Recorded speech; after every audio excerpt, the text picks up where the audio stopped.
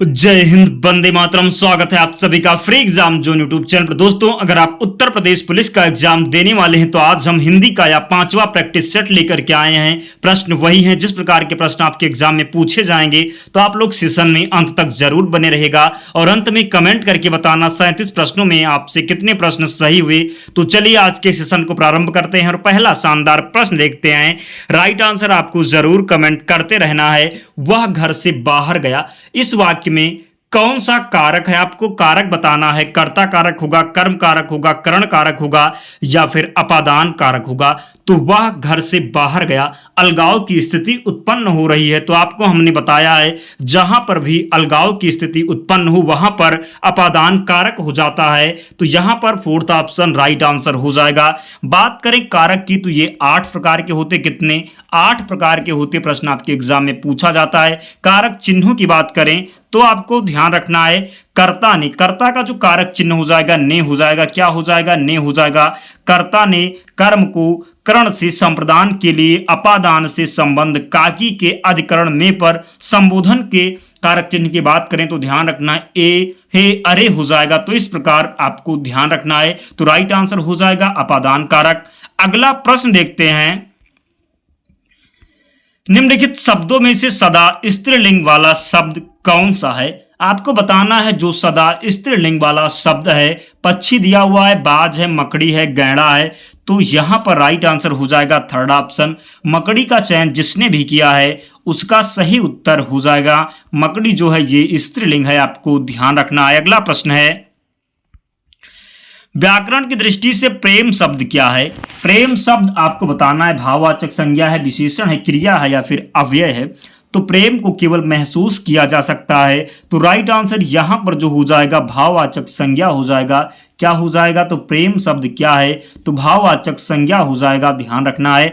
अगला प्रश्न है, निम्नलिखित में से कौन सा शब्द स्त्रीलिंग है? आपको स्त्रीलिंग शब्द का चयन करना है। उत्साह दिया हुआ है, चक्रव्यूह है, मृत्यु है, संकल्प है। तो मृत्यु जो शब्द दिया हुआ है ये स्त्रीलिंग हो जाएगा। तो जिसने भी थर्ड ऑप्शन मृत्यु का चयन किया है उसका सही उत्तर हो जाएगा। बाकी उत्साह, चक्रव्यूह, संकल्प ये सब पुल्लिंग शब्द हैं। तो राइट आंसर हो जाएगा मृत्यु।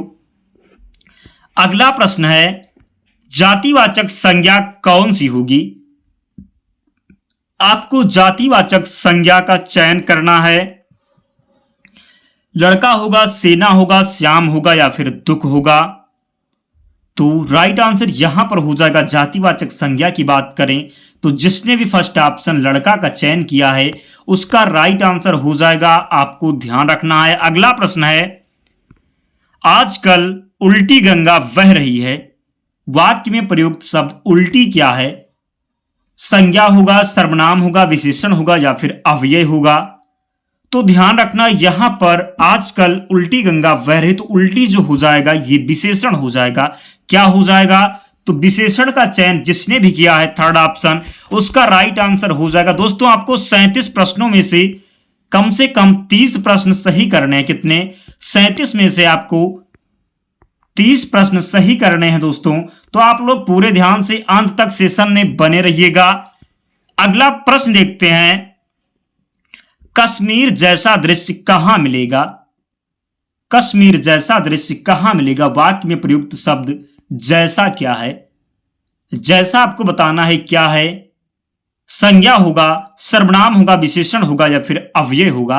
तो राइट आंसर हो जाएगा अव्यय। क्या हो जाएगा? अव्यय हो जाएगा। कश्मीर जैसा दृश्य कहां मिलेगा?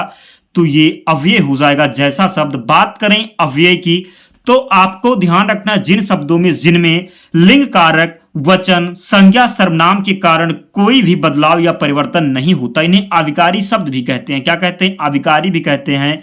जिनमें लिंग कारक, वचन, संज्ञा, सर्वनाम के कारण कोई भी बदलाव या परिवर्तन नहीं होता है उन्हें क्या कहते हैं? अव्यय कहते हैं। आपको जरूर ध्यान रखना है, इससे प्रश्न पूछा जाता है एग्जाम में, तो आपको जरूर ध्यान रखना है। एग्जाम्पल की बात करें तो कब हो जाएगा, कब अव्यय हो जाएगा, कहां हो जाएगा, कब, कहां, क्यों, कैसे, किसने, उधर, इधर, ऊपर, अरे, तथा, और, लेकिन, क्योंकि, परंतु, केवल ये सब जितने भी शब्द हैं ये सभी अव्यय हो जाएंगे। तो आपको ध्यान रखना है। प्रश्न इससे एग्जाम में बनेगा ही, तो आपको निश्चित ही ध्यान रखना है। अगला प्रश्न है, किस बात में, किस वाक्य कह सकते हैं में अकर्मक क्रिया है? रामू खाना खा रहा है, चालक गाड़ी चलाता है, मां स्वेटर बुनती है, श्याम हंसता है। तो सही उत्तर कमेंट करके जरूर बताएं। अकर्मक, अकर्मक का मतलब है जहां पर कर्म नहीं हो, जिस वाक्य में कर्म नहीं है, आपको पढ़ के देखना है, जिस वाक्य में कर्म नहीं है वो क्या हो जाएगा, तो वो अकर्मक हो जाएगा। सकर्मक की बात करें तो कर्म जरूर होगा वहां पर। तो इस प्रकार आपको ध्यान रखना है। रामू खाना खा रहा है, प्रश्न उठेगा आपसे क्या खा रहा है, तो खाना खा रहा है, तो इसमें कर्म है तो ये अकर्मक नहीं होगा। चालक गाड़ी चला रहा है, गाड़ी चला रहा है, मां स्वेटर बुन रही है, इसमें क्या का जो उत्तर है वो मिल रहा है। लेकिन श्याम हंसता है, इसमें जो है कर्म नहीं है, तो ये अकर्मक हो जाएगा। श्याम हंसता है, तो फोर्थ ऑप्शन का चयन जिसने किया है राइट आंसर हो जाएगा। दोस्तों जिसने भी सेशन को लाइक नहीं किया प्लीज सेशन को लाइक कर देना और चैनल को जरूर सब्सक्राइब कर लेना, क्योंकि आपका जो प्रैक्टिस है हिंदी का वो ताबड़तोड़ तरीके से कंप्लीट करवाया जाएगा। तो आप लोग जरूर चैनल को सब्सक्राइब कर लेना। अगर आप अपना सिलेक्शन चाहते हैं तो निश्चित ही आप लोग वीडियो को लाइक कर देना और चैनल को सब्सक्राइब कर लेना। अगला प्रश्न है, नीरस का विलोम शब्द क्या होगा? नीरस का आपको विलोम बताना, रसीला, सरस, बिरस, अरस। तो बात करें नीरस का विलोम क्या हो जाएगा, तो सरस हो जाएगा। सेकंड ऑप्शन का जिसने चयन किया उसका सही उत्तर हो जाएगा। तो आपको ध्यान रखना नीरस का जो विलोम हो जाएगा सरस हो जाएगा। अगला प्रश्न है, महान का विलोम शब्द क्या होगा? महान का विलोम शब्द अल्प, नगण्य, अनुचित। तो महान का जो विलोम हो जाएगा वो क्षुद्र हो जाएगा। क्या हो जाएगा? क्षुद्र हो जाएगा। दोस्तों 10 प्रश्न हो चुके हैं, कमेंट करके बताएं 10 प्रश्नों में कितने प्रश्न सही हुए, फिर हम आगे बढ़ रहे। अगला प्रश्न है, आविर्भाव का विपरीतार्थक शब्द बताइए। आविर्भाव का आपको विपरीत शब्द बताना है। अंतर्धान होगा, सुप्त होगा, तिरोभाव होगा, संभाव होगा। तो आविर्भाव का जो विलोम हो जाएगा आपको ध्यान रखना क्या हो जाएगा, तिरोभाव हो जाएगा। क्या हो जाएगा? तिरोभाव हो जाएगा, आपको ध्यान रखना। अगला प्रश्न है, जो देखने में प्रिय लगता हो, जो देखने में प्रिय लगता हो के लिए एक शब्द बताइए। समदर्शी, प्रियदर्शी, प्रियपात्र, दर्शन प्रिय। तो जो देखने में प्रिय लगता हो तो ध्यान रखना है प्रियदर्शी हो जाएगा। क्या हो जाएगा? प्रियदर्शी हो जाएगा। सेकंड ऑप्शन यहां पर राइट आंसर हो जाएगा। अगला प्रश्न है, जो ईश्वर में विश्वास रखता हो के लिए एक शब्द बताइए। तो आप सभी को पता होगा जो ईश्वर में विश्वास रखता है उसे आस्तिक कहते हैं, और जो ईश्वर को नहीं मानता यानी विश्वास नहीं रखता उसे नास्तिक कहते हैं। तो राइट आंसर यहां पर आस्तिक हो जाएगा, आपको ध्यान रखना है। अगला प्रश्न है, वीर पुत्र को जन्म देने वाली स्त्री के लिए एक शब्द बताइए। वसुंधरा होगा, माता होगा, जननी होगा, वीर प्रसू होगा। तो वीर पुत्र को जन्म देने वाली स्त्री, तो वीर प्रसू कहेंगे उसको। क्या कहेंगे? वीर प्रसू कहेंगे, ध्यान रखना है। वीर पुत्र को जन्म देने वाली स्त्री के लिए एक शब्द क्या हो जाएगा, तो वीर प्रसू हो जाएगा, आपको ध्यान रखना है। अगला प्रश्न है, सीधे मुंह बात ना करना, मुहावरे का अर्थ बताइए। मुहावरे से प्रश्न आपके एग्जाम में निश्चित ही बनेगा, तो आपको ध्यान रखना है। सीधे मुंह बात ना करना, नाराज होना, हार मानना, फटकार सुनाना या फिर घमंड करना। तो सीधे मुंह बात ना करना जो मुहावरे का अर्थ हो जाएगा, घमंड करना हो जाएगा। दोस्तों आप लोग वीडियो को जरूर लाइक कर देना, क्योंकि इतना फास्ट प्रैक्टिस आपको पूरे यूट्यूब पर बहुत कम देखने को मिलेगा। एक प्रैक्टिस सेट लेकर के आते हैं, उसमें 50 मिनट 60 मिनट दोस्त लगाते हैं। तो आप लोग यहां पर ज़्यादा से ज़्यादा 20 मिनट में आपका 37 प्रश्न कंप्लीट करवा दिया जाएगा। तो आप लोग अगर ताबड़तोड़ तरीके से अपना प्रैक्टिस करना चाहते हैं तो चैनल को जरूर सब्सक्राइब कर लेना, आप भी हमारा सपोर्ट करना और वीडियो को जरूर लाइक कर देना। अगला प्रश्न देखते हैं, ठन गोपाल मुहावरे का अर्थ आपको बताना है। कंगाल, बेकार, धनवान, समय आने पर मुकर जाना। ठन गोपाल मुहावरे का अर्थ जो हो जाएगा तो कंगाल होता है। क्या होता है? कंगाल होता है। ठन गोपाल का मुहावरे का जो अर्थ हो जाएगा कंगाल हो जाएगा, आपको ध्यान रखना है। अगला प्रश्न है, तालू में जीभ न लगना। तालू में जीभ न लगना मुहावरे का अर्थ आपको बताना है। दोस्तों सही उत्तर जरूर कमेंट करते रहें, अपने आप को जरूर जज करें कितने प्रश्न आप सही कर पा रहे हैं, कहां पर आपकी तैयारी है, जरूर अपने आप को जज करें। तालू में जीभ ना लगना मुहावरे का अर्थ आपको बताना है। भूख से तड़पना, प्यास से परेशान होना, चुप ना रहना, स्वाद ना मिलना। तो तालू में जीभ ना लगना उसको कहते हैं जो बहुत बोलता है, यानी कि चुप ना रहना हो जाएगा। थर्ड ऑप्शन यहां पर राइट हो जाएगा, आपको ध्यान रखना है। अगला प्रश्न है, अंगूठा दिखाना। अंगूठा दिखाना मुहावरे का अर्थ बताना है आपको। इनकार करना, मजाक उड़ाना, प्रसन्नता प्रकट करना, नृत्य की एक मुद्रा। तो अंगूठा दिखाना मुहावरे का जो अर्थ हो जाएगा इनकार करना हो जाएगा। क्या हो जाएगा? इनकार करना हो जाएगा, आपको ध्यान रखना है। नेक्स्ट क्वेश्चन है, छंद का सर्वप्रथम उल्लेख कहां मिलता है? यह भी प्रश्न इंपॉर्टेंट है, हूबहू आपके एग्जाम में यह प्रश्न बन सकता है। छंद का सर्वप्रथम उल्लेख कहां मिलता है? यजुर्वेद, ऋग्वेद, यजुर्वेद, सामवेद या फिर उपनिषद। तो छंद का सर्वप्रथम जो उल्लेख मिलता है, जिसने भी फर्स्ट ऑप्शन ऋग्वेद का चयन किया है, उसका सही उत्तर हो जाएगा ऋग्वेद में सर्वप्रथम छंद का उल्लेख मिलता है। बात करें ऋग्वेद की तो ये सबसे प्राचीन वेद है, आपको ध्यान रखना है। ऋग्वेद जो है सबसे प्राचीन वेद है, आपको ध्यान रखना है। अगला प्रश्न है, कोई भी छंद किस में विभक्त रहता है? चरणों में, यति में, दोनों में ही, या फिर इनमें से कोई नहीं? तो बात में आप सभी को पता होगा छंद किस में विभक्त रहता है, तो चरणों में भी हो जाएगा, यति में भी हो जाएगा। तो यहां पर जो राइट आंसर हो जाएगा, दोनों सही है, ध्यान रखना है। 20 प्रश्न हो चुके हैं। कमेंट करके बताएं कितने प्रश्न आपसे सही हुए, कमेंट जरूर करते रहें। अगला प्रश्न है, चौपाई के प्रत्येक चरण में कितनी मात्राएं होती हैं? यह भी प्रश्न आपके एग्जाम में पूछा गया है। चौपाई के प्रत्येक चरण में कितनी मात्राएं होती हैं? 11, 13, 16, 15। तो सही उत्तर जरूर कमेंट करते रहें। तो चौपाई की बात करें तो ये सममात्रिक छंद है। क्या है? सममात्रिक है। और इसमें जो कितनी मात्राएं होती हैं, तो 16 मात्राएं होती हैं। कितनी होती हैं? 16 मात्राएं होती हैं, आपको ध्यान रखना है। अगला प्रश्न देखते हैं, छंद के कितने प्रकार होते हैं? छंद के कितने प्रकार होते हैं? 2, 3, 4 या फिर 5? तो सही उत्तर जरूर कमेंट करते रहें। छंद के कितने प्रकार होते हैं? राइट आंसर कमेंट करके जरूर बताएं आप लोग। तो छंद के प्रकार की बात करूं तो ये 3 प्रकार के होते हैं। कितने होते हैं? 3 होते हैं। तो राइट आंसर सेकंड ऑप्शन का चयन जिसने भी किया है उसका सही उत्तर हो जाएगा।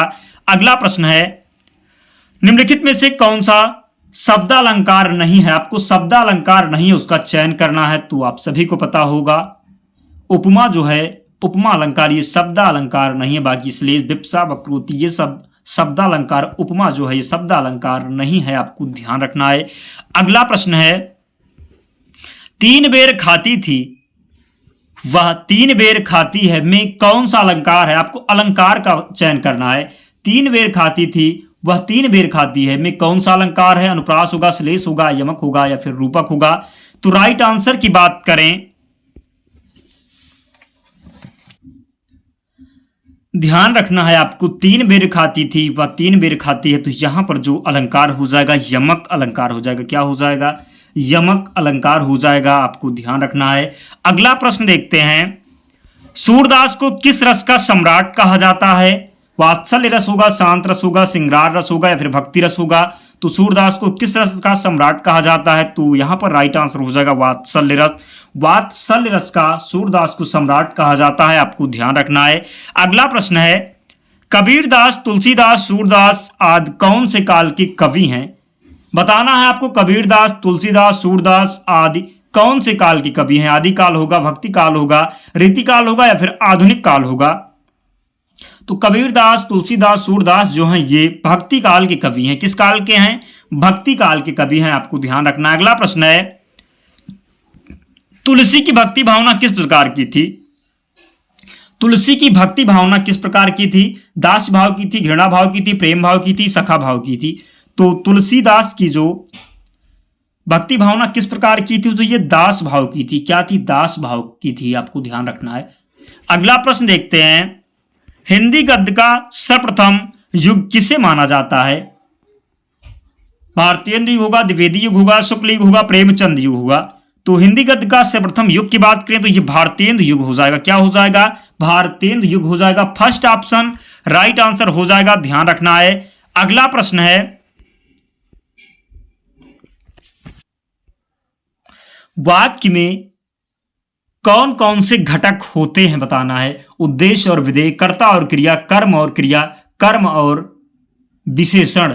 तो राइट आंसर आप लोग कमेंट जरूर करते रहें। तो वाक्य के कौन कौन से घटक होते हैं? तो ध्यान रखना है, उद्देश्य और विधेय होते हैं। तो फर्स्ट ऑप्शन में दिया हुआ है उद्देश्य और विधेय, सब्जेक्ट और प्रेडिकेट कह सकते हैं। वाक्य के कौन कौन से घटक होते हैं? तो उद्देश्य और विधेय, आपको ध्यान रखना है। अगला प्रश्न है, अर्थ के आधार पर वाक्य के कितने भेद होते हैं?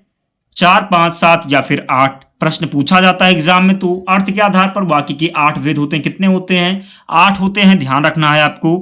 अगला प्रश्न है, पीपर पात सरिस मंडोला में कौन सा अलंकार है? पीपर पात सरिस मंडोला में कौन सा अलंकार है? सही उत्तर जरूर कमेंट करते रहें। रूपक होगा, उपमा होगा, अनुप्रास होगा या फिर यमक होगा? तो राइट आंसर आप लोग जरूर कमेंट करके बताएं। कमेंट में कोई कंजूसी आप लोग ना करें। पीपर पात सरिस मंडोला में अलंकार आपको बताना है, तो ध्यान रखना जो राइट आंसर हो जाएगा उपमा अलंकार हो जाएगा। क्या हो जाएगा? तो उपमा अलंकार हो जाएगा, आपको ध्यान रखना है। पद्मावत के रचयिता का नाम क्या है? जयशंकर प्रसाद होगा, अज्ञेय होगा, मलिक मोहम्मद जायसी होगा या फिर सूर्यकांत त्रिपाठी निराला हो जाएंगे? तो पद्मावत के रचयिता की बात करें तो कौन है? तो ध्यान रखना है मलिक मोहम्मद जायसी हैं। कौन? मलिक मोहम्मद जायसी। थर्ड ऑप्शन यहां पर राइट आंसर है, आपको ध्यान रखना है। अगला प्रश्न है, हिंदी में मूलतः वर्णों की संख्या कितनी है? हिंदी में मूलतः जो वर्णों की संख्या है 52 है, आपको ध्यान रखना 52 है। बात करें स्वर की तो 11 हो जाएगा, आपको ध्यान रखना 11 स्वर हो जाएंगे। व्यंजन की बात करें तो 33 हो जाएंगे, आपको जरूर ध्यान रखना। हिंदी में मूलतः वर्णों की संख्या जब पूछी जाए तो आपको 52 बताना है। अगला प्रश्न है, अनुनासिक का संबंध किससे होता है? केवल नाक से, केवल मुंह से, नाक और मुंह दोनों से, इनमें से कोई नहीं। तो जो संबंध होता है अनुनासिक का संबंध किससे होता है? तो नाक और मुंह दोनों से होता है। किससे होता है? नाक और मुंह दोनों से। तो राइट आंसर यहां पर थर्ड ऑप्शन का चयन जिसने किया है सही उत्तर हो जाएगा। अगला प्रश्न है, निम्नलिखित में से कौन अयोगवाह है? विसर्ग होगा, महाप्राण होगा, संयुक्त व्यंजन होगा, अल्प प्राण होगा? तो अयोग की बात करें तो अंक और आहा होता है, ध्यान रखना है आपको। क्या क्या होता है? अंक और आहा होता है, तो विसर्ग हो जाएगा। जो विसर्ग होता है उसी को अयोगवाह कहते हैं। तो निम्नलिखित में से कौन अयोगवाह है? तो विसर्ग हो जाएगा, ध्यान रखना है आपको। अगला प्रश्न है, यारा लावा किस वर्ग के व्यंजन है? यारा लावा किस वर्ग के व्यंजन है? तालव्य होंगे, कंठ होंगे, अंतस्थ होंगे या फिर ओष्ठ होंगे? तो यारा लावा जो ये 4 होते हैं क्या होते हैं? तो ये अंतस्थ व्यंजन होते हैं। क्या होते हैं? तो अंतस्थ होते हैं, आपको ध्यान रखना है। अंतस्थ हो जाएगा राइट आंसर, आपको जरूर ध्यान रखना है।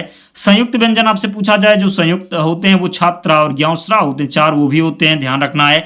अगला प्रश्न है, का वर्ग का उच्चारण स्थान आपको बताना है। का वर्ग का उच्चारण स्थान आपको बताना है, तो कंठ हो जाता है। का उच्चारण स्थान क्या होता है? तो कंठ होता है। मूर्धन्य की बात करें तो टावर का उच्चारण स्थान हो जाता है, आपको ध्यान रखना है।